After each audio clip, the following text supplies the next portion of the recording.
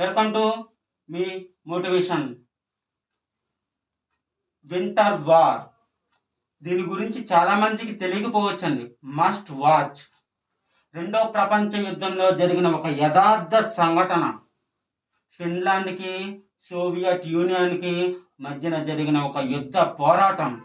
Finland చాలా చిన్న దేశం అండి. సోవియట్ యూనియన్ చాలా పెద్ద సైన్యంతో ఫిన్లాండ్ని మోహరించిందండి. కానీ ఫిన్లాండ్కి చాలా చిన్న సైన్యం ఉందండి.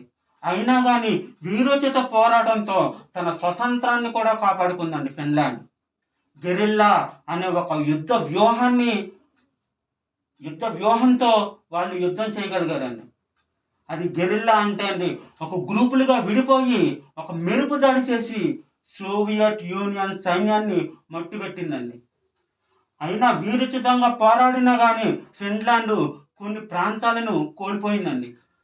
అయినా కానీ ఫిన్లాండ్కి అంతర్జాతీయంగా మద్దతు వచ్చింది.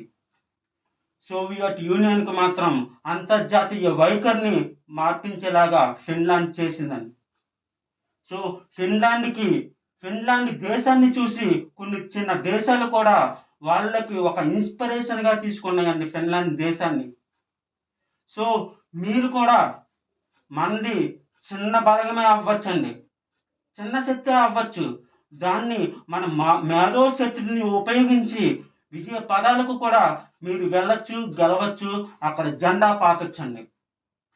దీనివల్ల మీరు ఇంకా మోటివేషన్గా ఉంటారని, మోటివేట్ అవుతారని మీ మూర్తి.